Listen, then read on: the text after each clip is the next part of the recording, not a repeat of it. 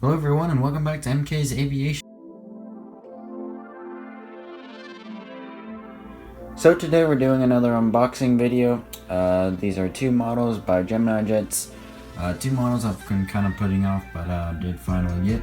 If you hear any like kind of loud rolling noises, it's thundering outside, so that's what that is. Yeah, two really nice models, and I can't wait to take a look at them. Alright, so as I said, we have two models in here. I ordered these from Panda Fox on eBay. I'm taking the first one out of the box. We have the Gemini Jets United 787-9, going to be a great addition. I have the NG one, but I just needed to pick this one up as well. And then the second model is the Delta A220 300. So another one that I've needed to get. Gonna do a lot of routes out of MK International, and yeah, great one to have. So just setting those two there, we'll go and take a closer look at them. Alright, so I believe we'll just go from smallest to biggest here. So we'll start with the Delta A220 300. This one came out in 2020, so should be pretty good model. The A220 mold for Gemini Jets doesn't really have any issues, so yeah, it should be a nice model. And just taking the paper off the model, you can see that it is very nice. This is actually a lot bigger than I was expecting it to be. Well, actually no, it's about the same size, but it is a pretty big aircraft. Yeah, no issue there. Colors are great. Mold is fine. And yeah, I might have to get a second one of these, or probably a second one, and then maybe another A220 100, as I believe they're replacing the 717s with the A220 100. So we'll take a closer look at this model in a minute. Alright, the next model we got the United 787-9. Gemini Jets has a fantastic 787 mold, so it should be a really nice model. This one came out as well in late 2020, so yeah, let's open it up and see what we got. And just taking it out of the box, we can see it is a fantastic model. No issue that I'm seeing. And yeah, we'll take a closer look at both these models. Alright, I'm just taking a look at the Delta A220 300. I believe that Gemini Jets / JC Wings is the only one with an A220 mold, so Phoenix might have one, but I don't think they do. I could be wrong about that. So really no competition with the mold.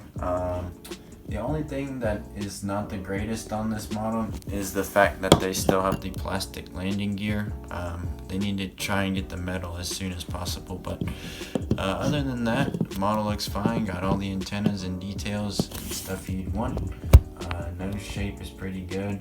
Engines are good. No issue with wing flex or anything. I feel like whenever Gemini Jets gets a new mold, they always nail it. Like for instance with this one, the 737 MAX. New aircraft molds like that, I feel like they just do really well, and then over time they kind of get worse. So they have been going back and they're getting things right. The CRJ 900s is just a big sore thumb for Gemini Jets this past couple months. So other than that, again, their quality's been going up. So yeah, this is a very nice model. No issue with the printing or anything. Nice one to have in the collection. And I'd give it like an 8.5 out of 10. So if you need this one, I'd recommend picking it up. Alright, next we got the United 787-9. This one I do have a bit of a bone to pick with here. So it's still the typical Gemini Jet 787 mold. I have two main things that I don't like. The first one is that the cockpit printing details are kind of like off. You can see that the front, it's leaning a little bit to the right, so not the greatest. It does kind of make the mold look a little bit funky. As you can see, the mold's fine, it's just the detail up here that's making it look all weird. Printing's fine. Other than that, we've got a lot of detail here. And then if you come back, you can see the second thing which I don't like is how close the engines are to the ground.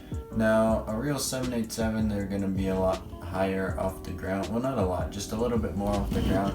And then the other thing is the wing flex. Just, I don't know, something about this. I feel like the wings just need to be a little bit more higher and straighter. If we take another look at it from head on, you can see this is what it would look like in flight. So really not a big deal about the wings. As you can see, the engines are a little bit off the ground, just a slight bit higher, and that would be a little bit more realistic. Hey, it's me from the future. After looking at this model as I did record this and before I uploaded it, the model's really not that bad, so just ignore really anything else I say bad about the mold. They're really just minor things. After looking at it in setup on the mat and stuff, it's really not a big deal, and it's actually a pretty nice model. So really not that bad. Might have sounded a little bit over exaggerated, and it might look a little bit worse on camera, but in real life, it's really not that bad. So back to the video.